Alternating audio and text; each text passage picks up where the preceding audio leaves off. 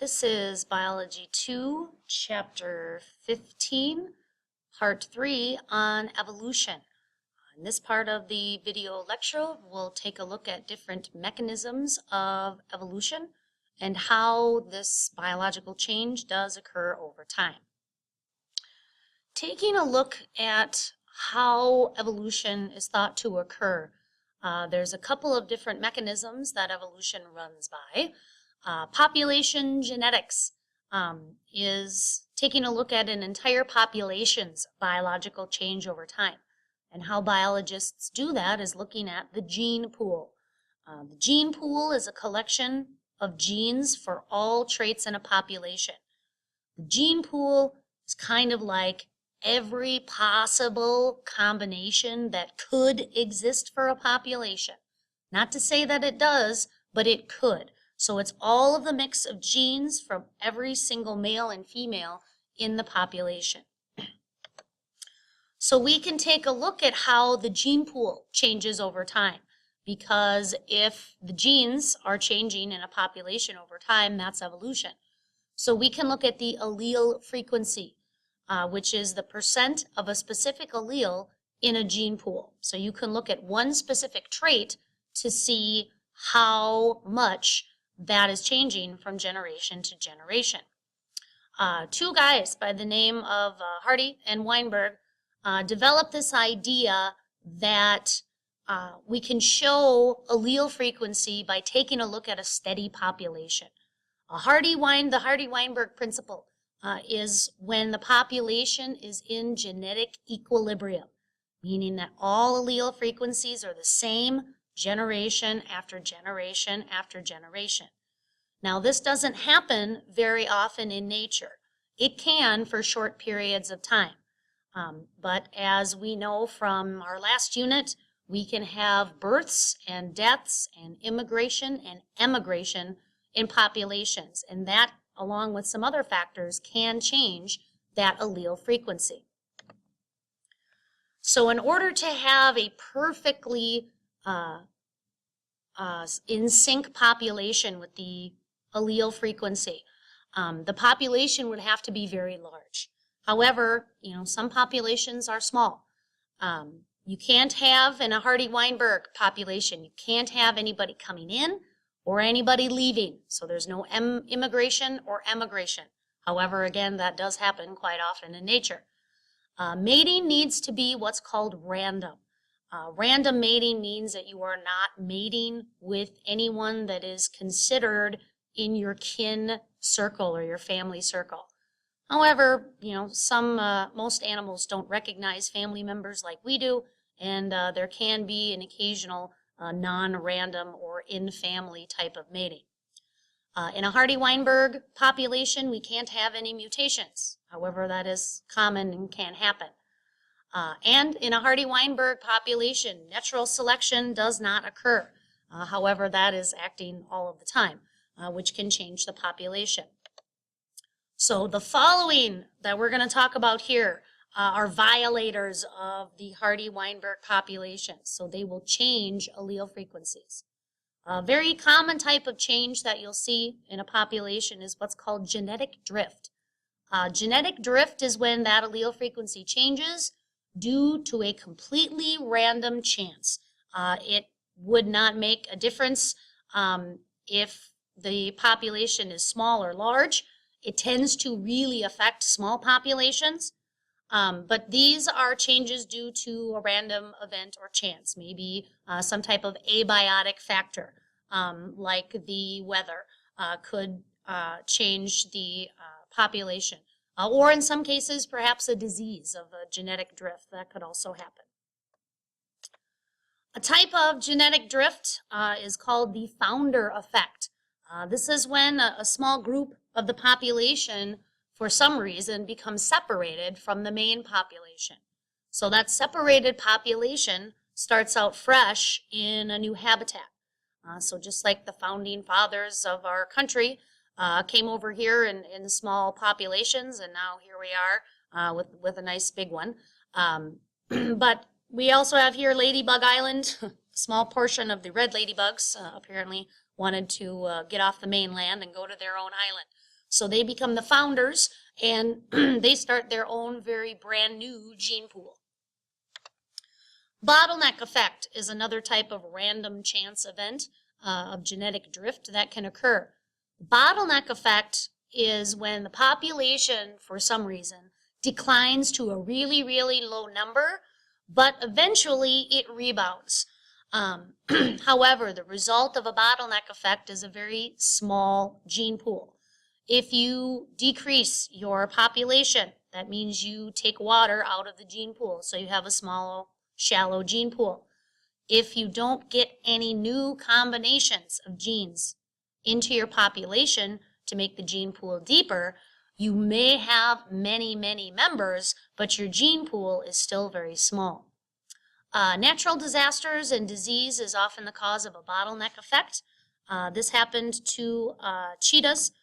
They were before laws were put in place for protecting endangered species and the like. They were hunted to near extinction.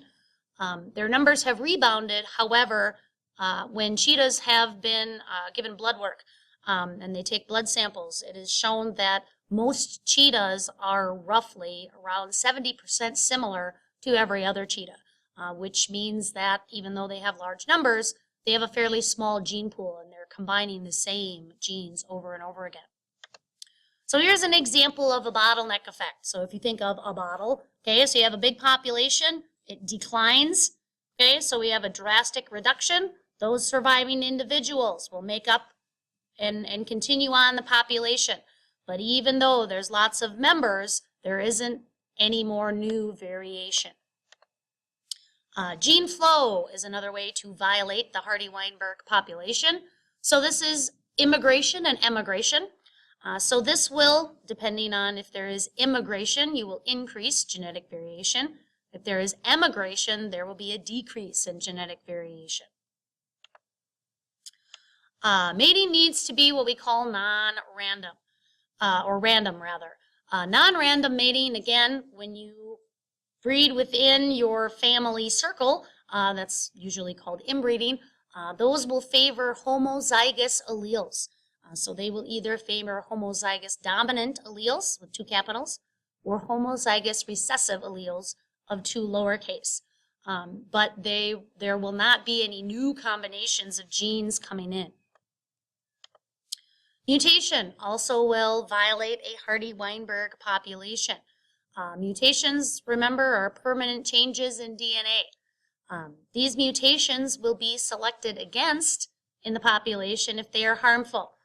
The mutations will be selected for in a population if they are an advantage, but those mutations will change the allele frequency. And probably the easiest way to violate a Hardy-Weinberg population is to gene shuffle, or do the gene shuffle, which means have sex. This is where a new combination of alleles are added. So gene shuffling will deepen the gene pool.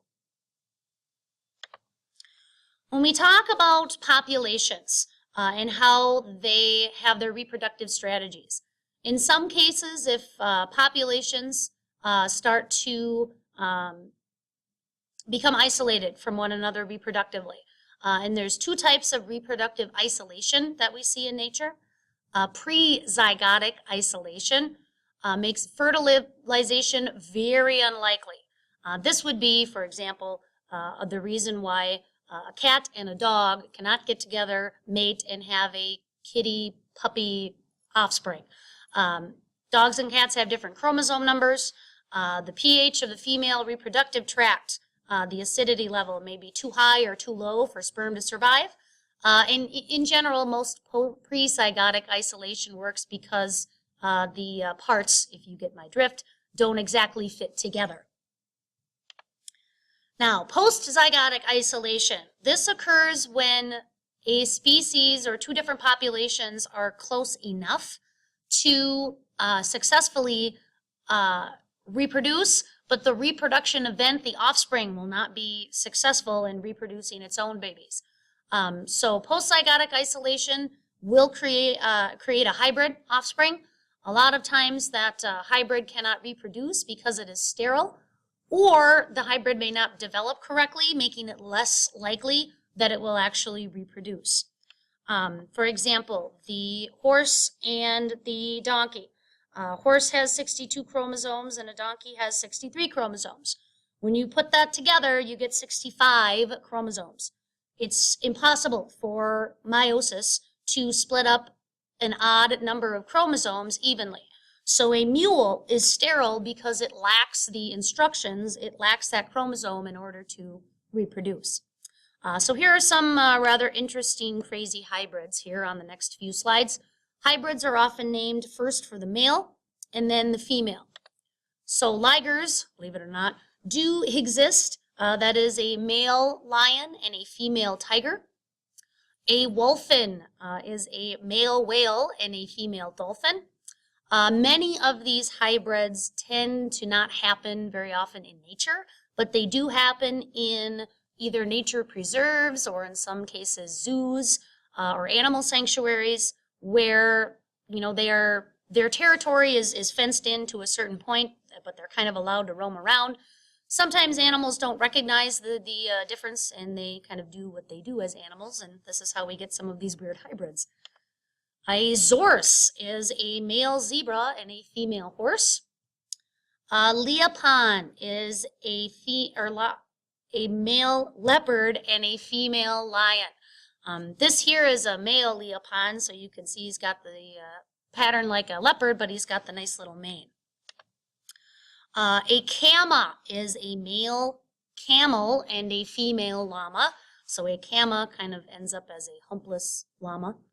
And this example of the growler bear was the only one that I could find. I couldn't find any living shots of the growler bear. This one is one of the only ones that actually does happen in nature up near the Arctic Circle, where you have the grizzly bears and the polar bears. So on occasion, a male grizzly bear will mate with a female polar bear, and you get this kind of nice light milk chocolatey type of growler bear. So this has been Chapter 15, Part 3 on evolution.